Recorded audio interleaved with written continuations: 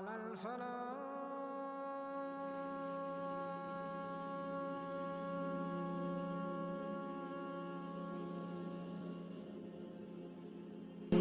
We're going to reflect on a story told to us by our beloved Prophet sallallahu alaihi wasallam, which came in the hadith of Abu Hurairah radiyallahu anhu and Sahih al-Bukhari and Sahih Muslim. Rasulullah sallallahu alaihi wasallam told us this story about Juraij, who was an abid. He was a worshipper from the Bani Israel, and he decided to build a temple and to isolate himself, to seclude himself outside of the city, just to focus on ibadah, just to focus on worship. And he had been doing this for a long time. One day, his mother came, and the temple was high up, and she started to call him, Ya Juraij, Ya Juraij, Ya Juraij. And he was in his salat, he was praying. So he said, Ya Rabbi, my mother or my salat, what should I do? So he decided to continue praying and not to answer his mother. When he finished, he didn't go to see what she wanted either. He continued to worship Allah subhanahu wa ta'ala 24/7. That's what he did every day, all day.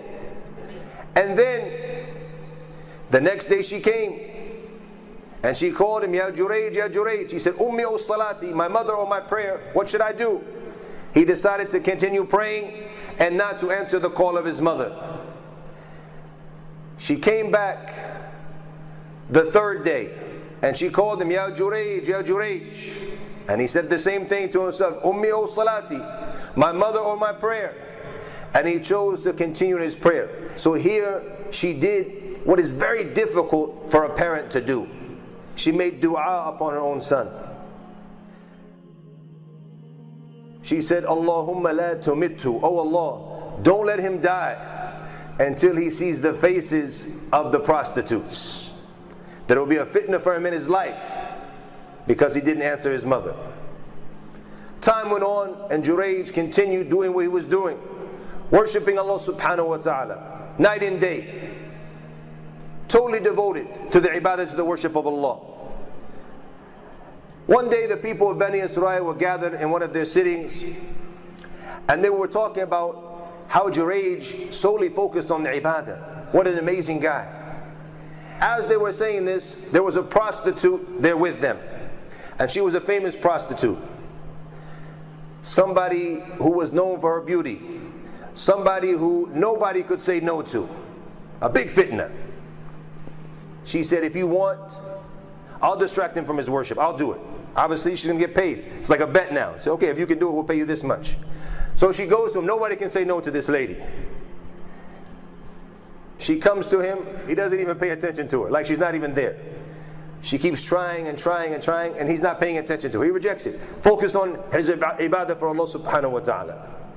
Here, she became very upset and decided to make a trap for Juraij for the future. She found a shepherd who was out with his goats or his sheep, and she went to him and offered herself to him. Now he couldn't say no. He didn't have the same level of iman until she became pregnant. After 9 months, she delivered the baby. Whose baby is this? She said, it's the baby of Juraij, the abid. They said, Juraij, the one that all of us are praising, the one that the great worshipper, the great pious man amongst us, and he's fooling us, he's tricking us. The people became enraged. They didn't go to Juraij to see his side of the story. They immediately went to him. He's like, yo, what's going on? What's wrong? What happened? Because everybody respected him, everybody cared for him. What's wrong with you guys? And they said, Zanate, you committed fornication and the prostitute got pregnant from you, and you're showing us that you're pious and you're this worshiper. So he said, just wait. He said, where's the boy? They said, that's the boy right there. He said, let me go and pray and come back. He goes right to the salat and he prays to Allah subhanahu wa ta'ala. He comes back and he pokes the boy in the stomach and he says, Ya ghulam, oh boy, who's your father? And he says, the shepherd is my father. The boy spoke at that age to show the truthfulness of Juraij. Immediately the people, because they had tore down his temple, they came to him, they started to hug him and kiss him and touch him and ask him to forgive them. And they said, we want to build your temple back from gold out of respect for you. He said, no, build it back from mud just like it was. My dear brothers and sisters, what do we gain from this story? What does this story teach us? First of all, we see the status of parents in Islam and the right of our parents upon us. In Islam, what is the most important thing? Is the tawheed of Allah subhanahu wa ta'ala. To worship Allah as one without joining any partners with Him. Allah subhanahu wa ta'ala in the Quran said, and your Lord has decreed that you only worship Him. Immediately after that, to be dutiful to your parents. To be good to your parents. Also, this story teaches us the power of the dua of the parents. And pay attention to this. Because if you're a parent, no matter how bad your children might get, no matter how far away they might go, how disobedient they might be, always remember the power of dua. And a lot of times when the children really go astray, it's because of the way you raised them. But remember the power of dua. He didn't fulfill her right. She became angry. She made dua upon him. So it's important for us as parents to remember, always make dua for your children, never on your children, because the power of the parent, the dua of the parent is strong, it's powerful. And then also to the children, to the youngsters who are here with us today, remember the power of the dua of your parents when you are disobedient and you don't fulfill what you're supposed to fulfill as a son, as a daughter. If you get them to where they're so upset they make dua upon you, you're in big trouble. Also in this story, there's a fiqh issue that we need to reflect on. And what is the ruling if your parents call you when you are praying? First of all, it's either a fard prayer, that which is compulsory, the 5 daily prayers, or it's the sunnah prayers. If it's fard, you do not leave the salat. But what you do in this situation is the takhfif. You shorten the prayer, you lighten the prayer.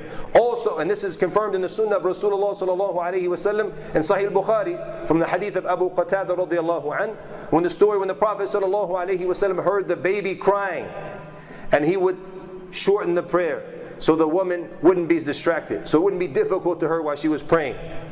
Look at the rahmah, the mercy of Rasulullah sallallahu alayhi wa sallam with his ummah. If it is the sunnah or the nafil prayer, what do? First of all, you need to know if your parents will become angry if you don't answer, or they won't become angry. Or if they're in dire need of you, or it's not really that important. Everybody knows their parents when they call them what they usually need. If you know they're not going to become angry, then you finish the prayer. You shorten it, but you finish it, then you immediately go to your parents. But if you know they're in need and they're going to become angry if you don't answer, then you break the prayer and you go and see what your parents, what they need. You serve them, and then you come back to the prayer. When you come back to the prayer, you start from where? You start from the beginning, from Allahu Akbar, from the beginning, and start your prayer all over. This is the sunnah to do, inshallah ta'ala, if your parents call you when you're praying. Also, from the things that we benefit from this story is how to deal with, or the reality of the evil people, and how they want to destruct and corrupt upon earth.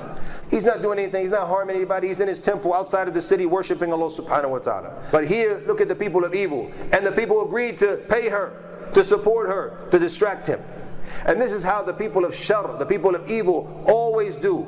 They come to the salihin, to the pious people, to al-multazimeen, to the ones who are practicing their deen. They want to distract them for them to leave the deen, to enter into kufr, or they want you to fall into sin. Also, what we gain and we benefit from this hadith, the importance to confirm when any news comes to you. Oh, you will believe, if somebody comes to you with some news, some information, he tells you, yo, this brother says this brother does that. فَتَبَيَّنُوا, investigate, make sure, confirm what's been said. If we start to implement this ayah, everything will change for us when it comes to the ones who spread the rumors and the ones who spread the fitna. If the people came to Juraij and asked him, it wouldn't have been these problems. Also, from the things that we gain from this story is how the pious deal with calamities. Here's somebody devoted 24/7 to worshiping Allah subhanahu wa ta'ala. All of a sudden he's got people ripping down his temple. What did he do? He knows the only way out is through what? Through Allah subhanahu wa ta'ala. He was calm. He was cool. He returned to Allah subhanahu wa ta'ala. And this is the sunnah of Rasulullah sallallahu alayhi wasallam, that at the time of difficulty, the time of challenges, he would raise to the prayer alayhi salatu wasalam. And Allah subhanahu wa ta'ala promised, whoever fears Allah, Allah will find for him a way out. Then we can go to the people for assistance. But first we need to turn to Allah subhanahu wa ta'ala alone. And this story reminds us that alhamdulillah, in the end, that the good ending will always be for the true believers, the one who established the taqwa in their lives. Barakallahu li wa lakum fil Qur'ani was sunnah wa naf'ani wa iyyakum bima fihima min al-ayati wal hikmah. aqulu qawli hadha wa astaghfirullaha li wa lakum fastaghfiruhu innahu huwal ghafurur rahim.